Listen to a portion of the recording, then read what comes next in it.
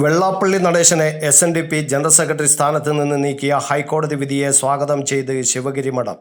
കോടതി വിധി ശ്രീനാരായണ ഭക്തർക്ക് ആശ്വാസമുള്ള പ്രഖ്യാപനമാണെന്ന് ശിവഗിരി മഠാധിപതി സ്വാമി സച്ചിദാനന്ദ പറഞ്ഞു.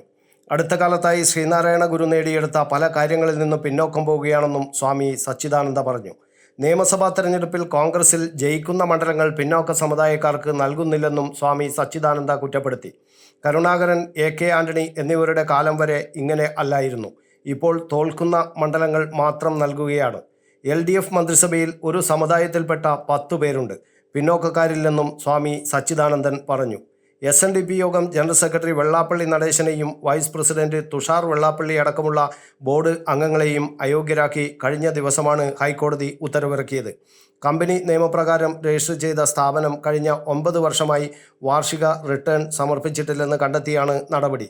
താൽക്കാലിക ഡയറക്ടർമാരെ നിയമിച്ച് ഭരണം നടത്താൻ സർക്കാരിന് കോടതി നിർദ്ദേശം നൽകി. വിധിക്കെതിരെ ഉടൻ അപ്പീൽ പോകുമെന്നാണ് നിലവിലെ ഭരണസമിതി അംഗങ്ങൾ വ്യക്തമാക്കിയത്. കമ്പനി നിയമപ്രകാരം രജിസ്റ്റർ ചെയ്ത SNDP യോഗം 2014 ശേഷം വാർഷിക കണക്കുകൾ നൽകിയില്ലെന്നും നിയമലംഘനം നടത്തിയ ഡയറക്ടർമാരെ അയോഗ്യരാക്കണമെന്നും ആവശ്യപ്പെട്ടുള്ള ഹർജിയിലാണ് സിംഗിൾ ബെഞ്ചിന്റെ ഉത്തരവ്. ഡയറക്ടർമാർ വാർഷിക റിപ്പോർട്ട് ഫയൽ ചെയ്യണമെന്നും തുടർച്ചയായി 3 വർഷം റിട്ടേൺ ഫയൽ ചെയ്തില്ലെങ്കിൽ കമ്പനി ഡയറക്ടർമാർ അയോഗ്യരാക്കാമെന്നും കമ്പനി നിയമം വ്യവസ്ഥ ചെയ്യുന്നുണ്ട്. എന്നാൽ 2017 വാർഷിക റിട്ടേൺ ഫയൽ ചെയ്യാനുള്ള കാലതാമസം ചൂണ്ടിക്കാട്ടി സർക്കാരിന് നൽകിയ മാപ്പപേക്ഷ അംഗീകരിച്ചെന്നും പിഴയൊടുക്കിയെന്നുമായിരുന്നു SNDP യോഗം ഭാരവാഹികളുടെ വാദം. എന്നാൽ പിഴ ഈടാക്കി മാപ്പ് അനുവദിച്ചത് കമ്പനിക്ക് മാത്രമാണെന്നും വ്യക്തികൾക്ക് ബാധകമല്ലെന്നുമുള്ള ഹർജിക്കാരുടെ വാദം കോടതി അംഗീകരിച്ചു. തുടർന്നാണ് യോഗം general secretary Vellappally Natesan, president MN Soman, vice president Thushar Vellappally, Devaswom secretary Arayakkandi Santhosh അടക്കമുള്ള ഭാരവാഹികളെയും 170 അംഗങ്ങളെയും കോടതി അയോഗ്യരാക്കിയത്.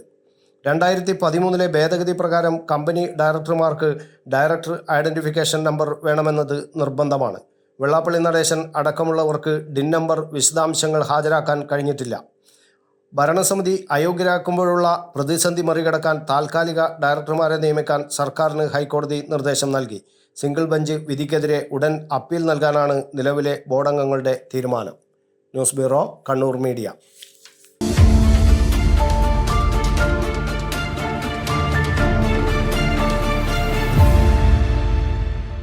ശരി, പറയും എന്താ ഇങ്ങനെ പ്ലാൻ? കിച്ചൺ വർക്സും ഇന്റീരിയർ വർക്സും നമുക്ക് നല്ലൊരു ടീമിനെ ഏൽപ്പിക്കണം. പിന്നെ ഫർണിച്ചർ സുനിതയിൽ എടുക്കാം.